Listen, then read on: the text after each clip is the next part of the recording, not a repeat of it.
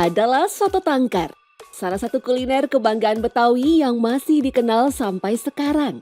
Dengan topping daging dan jeroan, tangkar sendiri punya arti yang berbeda dari isiannya tersebut. Disebut-sebut kuliner ini telah hadir jauh sebelum munculnya soto Betawi. Bahkan konon resep ini telah diciptakan masyarakat Nusantara sejak sebelum Indonesia merdeka. Selengkapnya dalam Secret Story, mengungkap rahasia di balik cerita. Mengutip laman Dinas Kebudayaan Provinsi DKI Jakarta, dalam bahasa Betawi, tangkar berarti tulang iga. Meski berarti tulang iga, isinya bukan seperti iga kondro yang dagingnya melimpah. Ya, sajian berkuah santan mirip soto Betawi ini diyakini lahir bahkan sebelum Indonesia merdeka. Mengutip buku kuliner Betawi, Selaksa Rasa dan Cerita, di masa penjajahan Belanda, harga daging sangatlah mahal. Hanya penjajah dan bangsawanlah yang mampu membeli daging. Karena itulah masyarakat hanya bisa membeli tangkar yang kala itu merupakan potongan iga dengan sisa-sisa daging yang menempel. Sementara versi lain menyebutkan ketika para menir atau tuan-tuan Belanda mengadakan pesta, mereka akan memasak makanan mewah yang terdiri dari daging sapi. Bagian tangkar, kepala, dan jeroan sapi yang tak terpakai kemudian diberikan kepada pekerja lokal. Tak hilang akal, mereka pun memanfaatkan bagian-bagian ini menjadi olahan yang lezat menggunakan bumbu tradisional. Salah satunya adalah soto tangkar.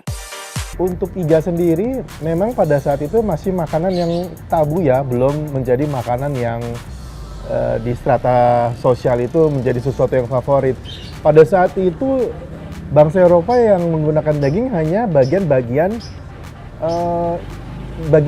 primary-nya aja. Sirloinnya, khas dalam, khas luar, yang bagian-bagian daging yang utuh yang bagus untuk diolah menjadi semur, menjadi steak, menjadi daging-daging olahan lainnya.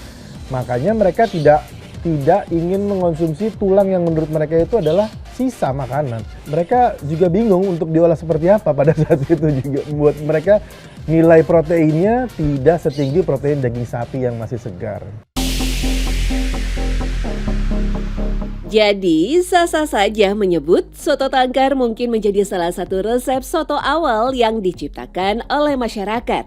Pasalnya, jika merujuk kehadiran soto Betawi di era 70-an, soto tangkar sudah dinikmati masyarakat jauh sebelum itu. Ya, meski banyak dianggap mirip soto Betawi, ternyata ada perbedaan mendasar dari kedua sajian ini. Kuah santan soto tangkar berwarna kemerahan dan lebih ringan ketimbang soto Betawi. Cita rasanya pun lebih segar dengan tambahan air asam Jawa, kencur, dan lengkuas. Selain itu, pengaruh Arab dan India juga terletak pada penambahan kapulaga dan jintan pada soto tangkar. Di soto tangkar itu aromanya yang strong sekali, yaitu dari minyak samin, dan juga ada rempah yang kuat dari influence Arab dan India. Seiring perkembangan waktu, soto tangkar naik kelas menjadi hidangan yang bisa dinikmati oleh semua kalangan.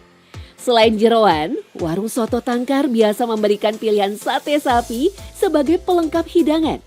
Bahkan beberapa resto menggunakan daging kelas 1 seperti Wagyu sebagai isian soto tangkar. Terlepas dari variasi soto tangkar, kuliner ini telah menjadi salah satu identitas Betawi dalam khasanah kuliner Nusantara.